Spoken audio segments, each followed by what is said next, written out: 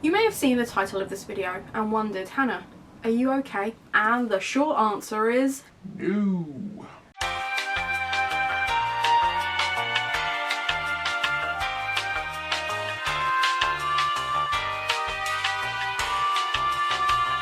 So, February, I turned 29.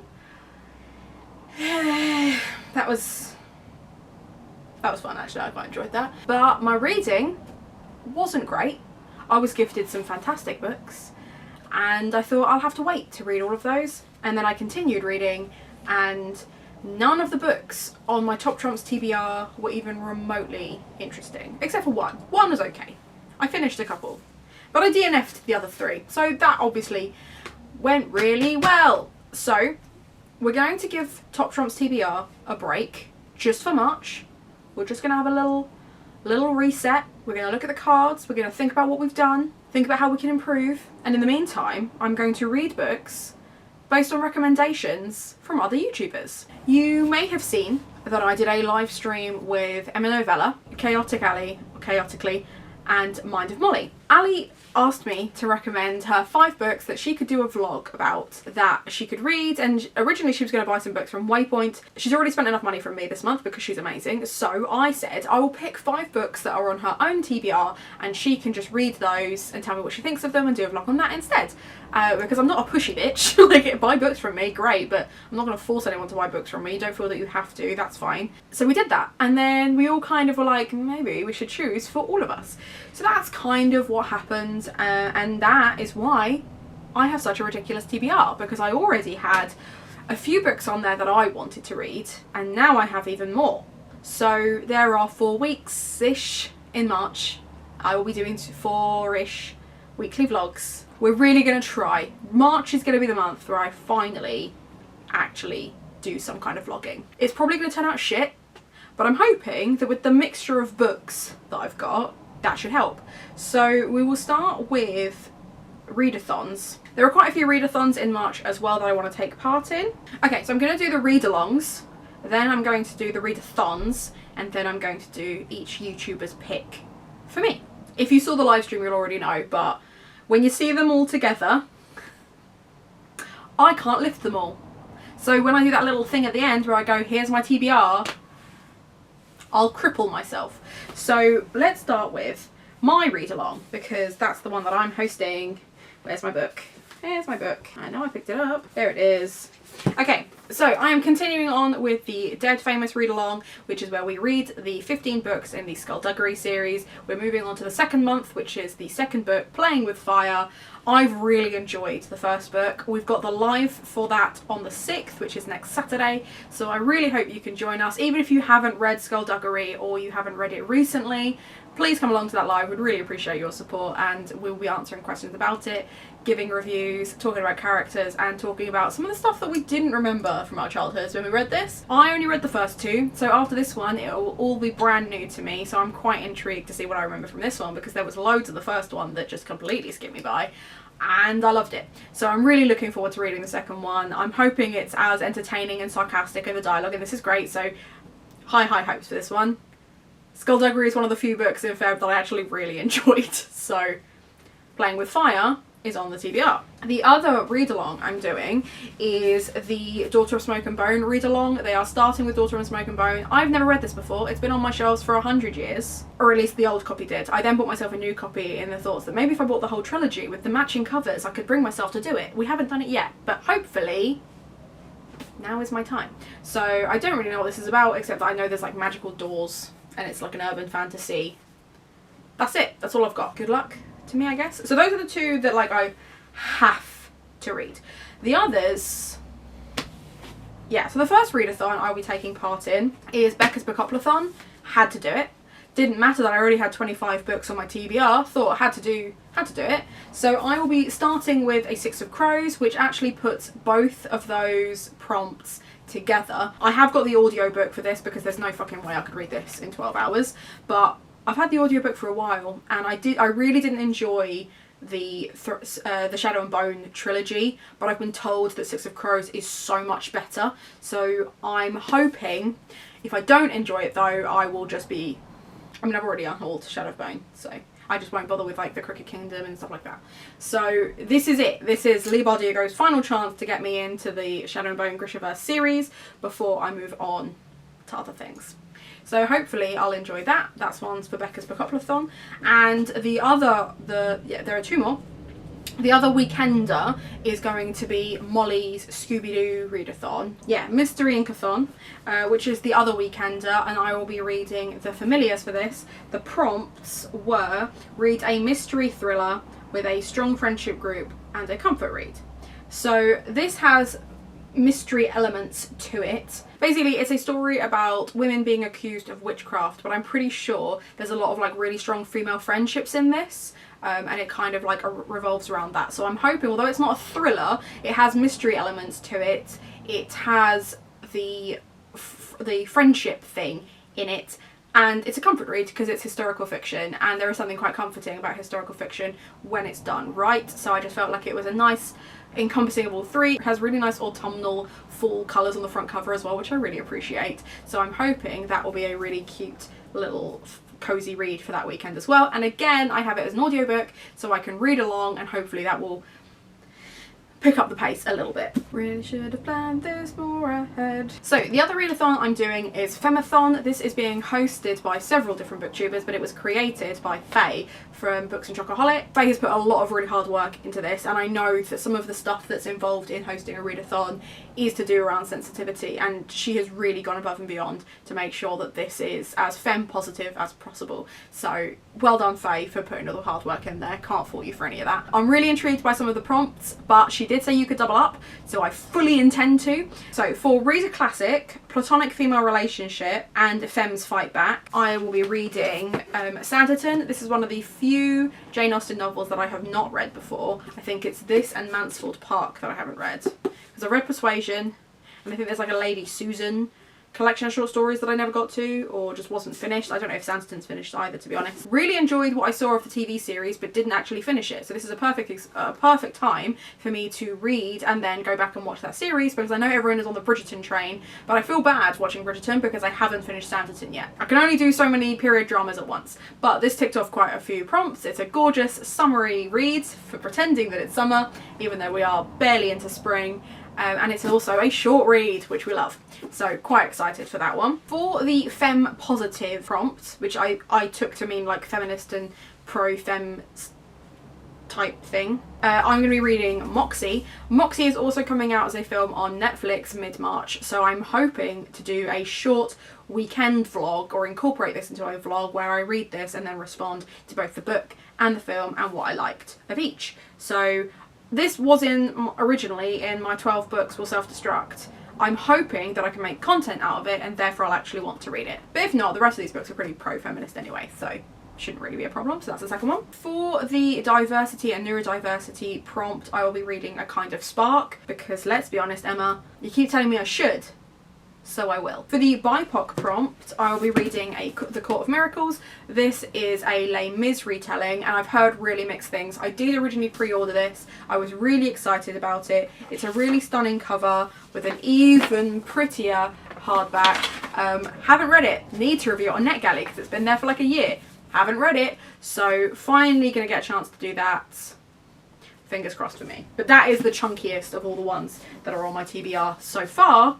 Not the chunkiest on my TBR in total. So for the feminist non-fiction, I'm going to be reading My Favourite Murder, Stay Sexy and Don't Get Murdered, which is the hardback version of a really popular podcast. This was gifted to me by Sarah from September Snape, so thank you very much, Sarah. I'm really excited to read this. And then the final prompt is the LGBTQ prompt. I will be reading The Deathless Girls. This is a Dracula retelling, YA, by Kieran Millward Hargrave. Really struggled to say that when I really shouldn't have, and I believe it has a sapphic relationship in it. Another one that I am really, really excited for, and has gorgeous autumnal colours on the front cover. Why she hasn't read it before, we don't know. Gonna finally get a chance to read it. So that is, other than A Kind of Spark, which I for some reason don't have a paperback of yet, that's my Femathon stack. We're excited for this, but again, these are the ones with those that I'm like, I really need to prioritise for the readathons, etc. So yeah, I'm quite excited for those ones. Which brings us neatly, kind of. I really need to stop looking down when I'm talking, it's very rude. That then brings me on to the books that I want to read because they were recommended to me by Booktubers. And again, I'm going to try and vlog the experience, but we'll see. Let's start with Ali's picks. So Ali picked Blue Bloods for me, which was another one that was on my 12 months till it self-destructs. Thanks, Ali. I'm really not excited for this one. But if I hate it, at least I get to unhaul it. So there's that. Thank you, Ali. That's the first one. The next one is A Deadly Education. I was really excited when I got gifted this by Carolyn, and then I've heard some really mixed things about it since. So I will finally be able to give you my opinion on that. Really excited for this. It's a stunning hardback. It is kind of chunky, but I'm sure I'll fly through it. I really enjoy Naomi Novik's style of writing. She's one of the few authors where I don't mind the slow pacing, so I'm hoping there's some of that so I can actually just really dig into it and enjoy this. And I'm really interested to see how she takes on the mythology, because apparently everything tries to kill you in this book. So really, really intrigued by this one. Definitely more intrigued for this one than I am for Blue Bloods. So again, thanks, Ali. I'm not going to keep saying thanks, Ali, because that'll get really tedious. The next one she's recommended for me is My Best Friend's Exorcism. Now, Grady Hendrix was really, really popular for Gothtober. There were 3 or 4 books out that everyone was reading for Gothtober. Those 3 were like really, really popular. I didn't read any of them because I didn't know Grady Hendrix existed. And I'm really excited to read this one. I've heard really, really good things. Apparently, if you really like the classic 80s horror films, you really like this. So I'm hyped for this one. But then I've also heard that Grady Hendrix can be really problematic, in his writing. So we'll see. Was that unbiased enough? I don't know. But anyway. Ali also picked Deathless Girls. So I will definitely be reading Deathless Girls. That's already on the list, Ali. So there we go. And then the final book that Ali picked for me was Mexican Gothic, which is another one that was really, really popular during Gothtober and I just didn't get to. I had planned originally to keep this one until this Gothtober, but I mean, it's not going to fit any of the prompts anyway, so it doesn't really matter. So yes, those are the ones that Ali has recommended to me. So that is going to make for a very interesting vlogging week, because it's all very much gothic fiction, which we love. So, and all different varieties of gothic fiction as well, because you've got the kind of dark academia, classic ghost stories, Dracula retellings, 80s horror. We're here for it. So I'm excited. This is a very nice little collection of books that I'm very excited to read. Let's talk about Emma's picks. Emma's picks were less about my tastes and more about books she wants me to read, which I get it. So the first one is Solitaire by Alice Oseman. Now, I know that Alice Oseman, this came out ages ago, 2014. So the year I graduated, Alice Oseman released this book. Didn't know about it. And it was only when I read the Heartstopper trilogy last year that I kind of was introduced to Alice Oseman's style of writing. Now, obviously this is a novel rather than a graphic novel, but this is the original story about Tori Spring, who obviously comes up in the Heartstopper trilogy. Tori was my favourite character. Loved her in the trilogy, so I'm really excited to actually see her side and like see her narrative as well. Really intrigued by this. Emma gifted this to me. That's how desperately Emma wants me to read this. Emma gave me her copy. That's the first one. The next on Emma's shopping list is A Study in Charlotte, which is a Sherlock Holmes retelling but with a female Sherlock. This is one of those series that I really wanted to start reading, just haven't got around to yet, so I'm quite excited for that one as well. We Were Liars was another one that Emma recommended. Now I actually got I got under 20 pages and then put this down and then just never picked it up. So here's hoping we do better next time. The next one that Emma recommended is Spellslinger. Now, Emma only read this in January, so she must be really excited if she took everything that was on my own TBR and decided to prioritise this. It must be really good. I'm really excited for that. I've heard a lot of really great things about Sebastian de Castell, and I know that there's like 8 books in this series. So long as I really enjoy it, I've got quite a few books ahead of me to enjoy as well. So that's exciting. And then the final one from Emma's selection was Matt Haig's The Midnight Library. Now I thought that was quite interesting because Emma was one of the first people to call out Matt Haig for making his crazy statement. I have really enjoyed Matt Haig's writing before, but I do prefer his non-fiction / poetry over his general fiction. The last book of his that I read was How to Stop Time, and it was okay, but I do appreciate his lyrical style, so I'm hoping I really enjoyed this one. I know that this is obviously quite introspective, and it's going to be an interesting week because if you think about it, there are some really like classic genre books in this one, and then that is far more like literary and lyrical at the end. So this is going to be a stranger week, I think, than Ali's week, because they don't tie in together as cohesively, which I think is a perfect representation of myself and Emma, so that worked. But yeah, so I'm really, really intrigued by these ones, except for We Were Liars. Not as intrigued, but there's just 1 out of 5, so that's not too bad. And then Mollie's picks. So Mollie again has very much gone for like a specific theme of like the gothic end, so I'm hoping that will work in my favour as well. The first one is The Binding. Now Emma and Robbie from A No Stuck in a Book have just read this and both rated it 2 stars. Doesn't fill me with confidence. I do like a historical fiction, and I have heard really good things, and I know that there's this one and then there's The Betrayals as well, which are both meant to be really good, but I also know that the writer has recently come out making some really turfy statements, so not as enthused for this one. We'll see. I might just give it 3 chapters and see what I feel. Like, if I'm enjoying it, then fine, I'll stick it out, but if not, what's the fucking point? I know that my mum has a copy, so I don't need to spend my money on it. That's the first one. The next one is The Year of the Witching, which I have been desperate to get to since Christmas. This was gifted to me from Ashleigh from A Frolic Through Fiction. She knows how much I like the witchy, spooky vibes, so I'm so excited for this one. It's going to be really good. I had a sudden panic then that it was Ashleigh's birthday today when I'm recording this, and that I hadn't said happy birthday to her, but it's fine. I still have a couple of days. What a fucking relief. So anyway, happy birthday, Ashleigh. But yes, really, really excited for this one. I've heard some really, really good things, and I have saved every vlog that has continued to talk about this so that I can watch them afterwards, because I've been seeing it everywhere and I don't want any spoilers. Then we have The Poppy War, which Mollie has picked for me, but I've had extensive conversations with Lily about, because every time I see Lily posting about it, I'm like, I really want to read the series, but I don't know if I'm ready to start crying at a book again yet. But it's finally happening. I'm finally gonna read it. I'm ready for the tears. 2020 I was like, I'm not gonna cry at a book anymore. No, 2021 I'm gonna cry lots. I've already cried lots this year. Let's make it a year of tears. So yes, The Poppy War, if you haven't heard about it already, is, I think it's like a historical retelling with magic, basically. It's based on real events, but with fantasy elements thrown in for funsies. I'm ready to have my heart broken.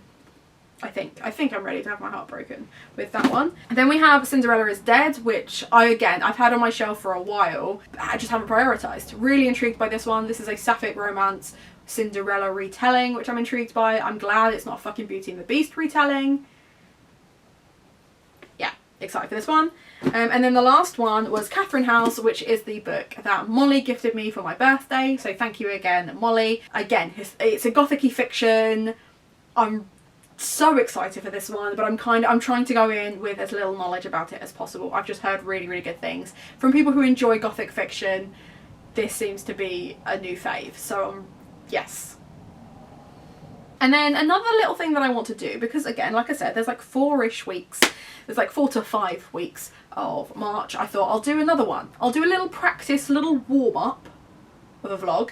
And what I want to do is a kind of Shakespeare type vlog, because I'm a fucking nerd. So I decided in each month I'm going to read a different format that is a short form, and then hopefully that will bulk up my reading each month, because I don't think I can read 25 books in a month. The most I've ever got is about 13. So I still need to have at least 10 really short forms each month. This month I have decided that my short form is going to be plays, which is why I will be reading some Shakespeare plays amongst other more modern plays, and I'm also going to be working my way through plays that I was supposed to study and somehow avoided reading. And then if I don't actually enjoy them, I can take them off my shelves, because do I need to keep every book I studied at university? No. It was 10 years ago. Let it go. Do the PhD or let it go. So the books that I want to read are Much Ado About Nothing, Romeo and Juliet and Macbeth, and then I want to read books that are retellings of that. So we have Much Ado About You, which is a modern retelling of the Much Ado About Nothing, which is a romance. This was gifted to me by Olivia from Olivia's Catastrophe, because she also loves Shakespeare. She was also the one that very much encouraged me to do this. When I was umming and ahhing about whether I was the right person to do vlogs, she was the one that was like, it's Shakespeare, you'll enjoy it. So Thank you for that, Olivia. If it all goes horribly wrong, I promise not to blame you. It's completely my fault. But if it goes really well, you can also take the credit. So thank you for gifting me this book. I'm really excited to read that retelling. As I Descended is a Macbeth retelling, and that's literally all I know about it. I think it's a relatively new release, so I'm quite intrigued about that one. And then obviously for Romeo and Juliet, it will be These Violent Delights. I know that These Violent Ends is coming out this year, so I really need to read this soon so that I can read the second one and not just have another series that I have half-assed started and not continued on my TBR. So that is what makes it up to the 25 books. Now we're going to do that really fun thing where I try and hold them all together. Give me a minute. Let's start with all of the hardbacks because it will be easier to lift the heavy ones underneath. Okay, that's just, oh god, that's just the hardbacks. You know what, I'm not going to try and lift them. I'm just going to put the picture here of my face next to them, wondering why I did this to myself. Knowing damn well the only person I have to blame is this guy right here. So yeah, let me know if any of these books are on your TBR. Let me know how to film a vlog. Like, what B-roll would you want to see? What little thing, oh, I've missed one. There we go, there's another hardback. What little B-roll clips would you like to see? There's some really pretty, there are some really pretty walks around here. There's all kinds of things that I could do to like fill up a decent vlog. I just don't think of them in the moment. So if I plan it, maybe it'll do better. But anyway, give me some ideas for that. I'd really appreciate any and all advice regarding vlogs, because I think I'm stuck in a house and we're going to be stuck here until, you know, June the 21st. So I've got time to nail it, is what I'm saying. So yeah, March is going to be an interesting month. Until then, keep me in the loop about your TBR and have a nice day. Seriously though, what the fuck was I thinking?